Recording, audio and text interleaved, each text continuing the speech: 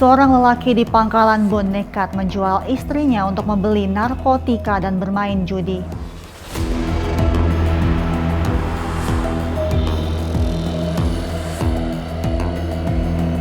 Polda Metro Jaya meringkus pelaku penggelapan dan penipuan mobil yang menimbulkan kerugian hingga 9,8 miliar rupiah.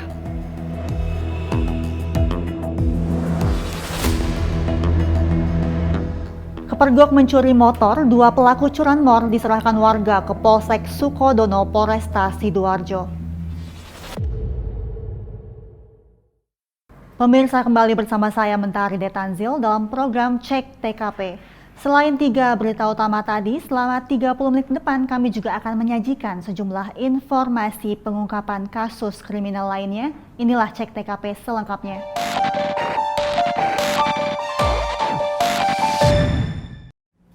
Akibat terjebak permainan judi slot dan menjadi budak sabu, seorang suami di Pangkalan Bun, Kabupaten Kota Waringin Barat tega menjual istri sirinya melalui aplikasi.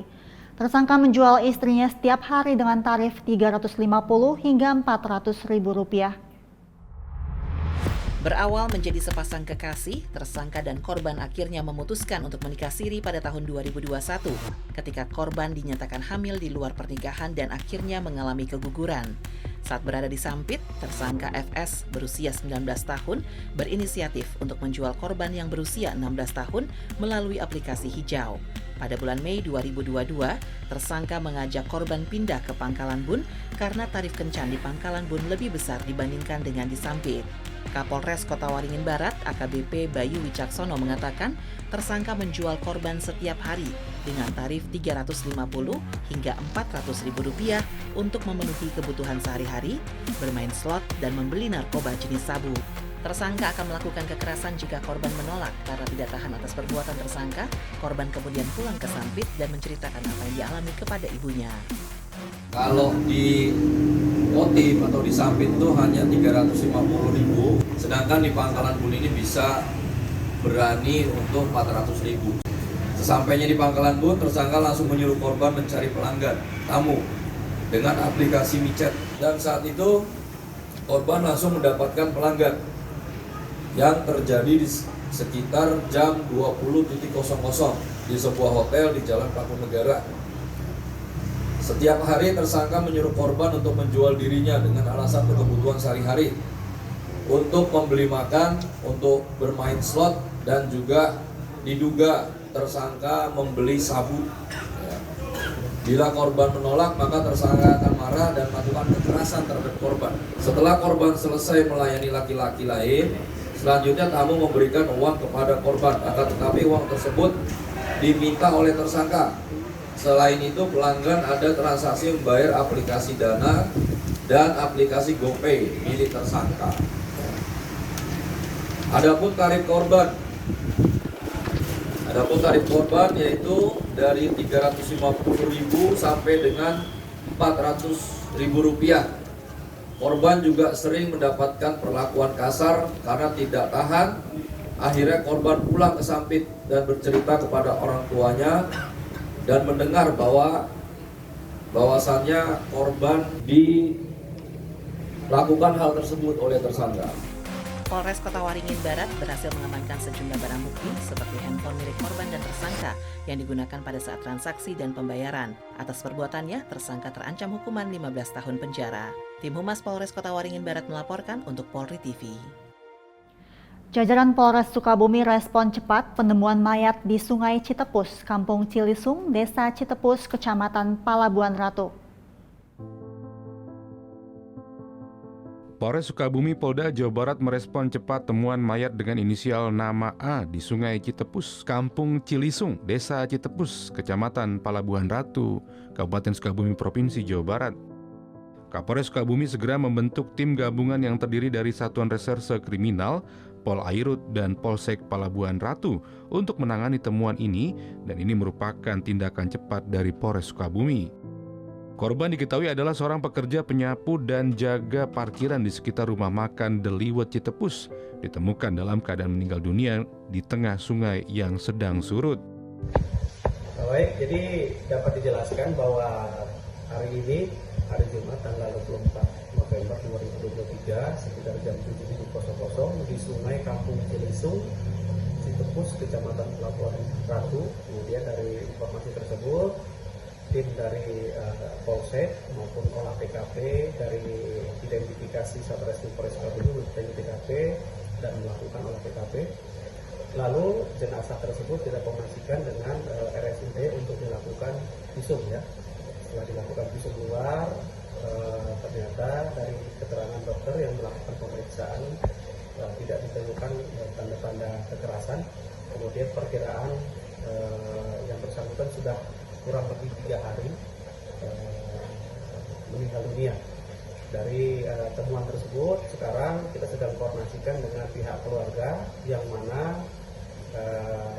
ada laporan kehilangan sudah 3 hari tidak pulang, yang kemungkinan ciri tidak cocok, dan nanti apabila cocok akan kita serahkan kepada pihak keluarga. Kapolres Sukabumi melalui Kasat Reskrim Polres Sukabumi menjelaskan bahwa pada hari Jumat tanggal 24 November 2023 sekitar pukul 7 waktu Indonesia Barat bertempat di Sungai Kampung Cilisung, Citepus, Kecamatan Pelabuhan Ratu, ditemukan sesosok mayat laki-laki terdampar di tengah sungai yang sedang surut yang diperkirakan hilang sudah 3 hari. Pada saat ditemukan tidak terdapat indikasi kekerasan. Diduga korban terpeleset dan jatuh ke sungai. Selain itu, korban juga memiliki riwayat sakit liver sejak kecil. Evakuasi korban dilakukan oleh anggota Inafis, Piket Reserse Kriminal, Satpol Airut, dan anggota Polsek setempat. Mayat korban dievakuasi ke RSUD Pelabuhan Ratu untuk dilakukan visum et repertum guna memastikan penyebab kematian. Adapun saksi-saksi yang turut membantu dalam proses ini adalah Oop, seorang petani berusia 60 tahun, dan Udar, kakak kandung korban yang bekerja sebagai buruh harian lepas. Kedua saksi ini memberikan informasi yang mendukung proses penyelidikan. Kapolres Sukabumi menambahkan bahwa pihaknya akan terus melakukan penyelidikan lebih lanjut untuk memastikan semua faktor terkait temuan tersebut. Kerjasama dari masyarakat dan saksi sangat berarti bagi proses ini. Tim Humas Polres Sukabumi Polda Jawa Barat melaporkan untuk Polri TV. Saat sedang membersihkan kolam dan kandang, seorang pria meninggal dunia diterkam seekor harimau Sumatera yang merupakan peliharaan milik majikannya, di mana majikan korban memelihara beberapa satwa langka yang dilindungi. Supriyanda, 27 tahun, meninggal dunia setelah diterkam harimau Sumatera milik majikannya saat sedang membersihkan kolam dan kandang. Dari hasil penyelidikan Polresta Samarinda, ditemukan bahwa tersangka pemilik harimau, yaitu AR, memelihara beberapa satwa yang dilindungi karena hobi. Kapolresta Samarinda, Kombes Pol Arif Fadli mengatakan bahwa proses evakuasi korban dan hewan yang dilindungi dilakukan bekerja sama dengan Balai Konservasi Sumber Daya Alam BKSDA Kalimantan Timur. Selain harimau Sumatera, Polresta Samarinda juga menemukan macan dahan saat proses penggeledahan yang dilakukan di rumah tersangka. Karena kelalaiannya, tersangka AR terancam hukuman 5 tahun penjara. Peristiwa tersebut berhasil kita amankan bersama rekan-rekan dari BKSDA. Pada hari Sabtu kita amankan harimau, ya, harimau jenis harimau jenis Sumatera ini, dan satu macan dahan pada malam harinya. Pada saat kita amankan tersangka ini dengan inisial AR, mana ini beralamat di Wahid Hasim, RT 11, Kelurahan Sempaja, yang mana tersangka ini kita kenakan pasal 21 ayat 2 junto pasal 40 ayat 2 Undang-Undang Nomor 5 Tahun 90 dan atau pasal 359 KUHP dengan ancaman hukuman 5 tahun penjara.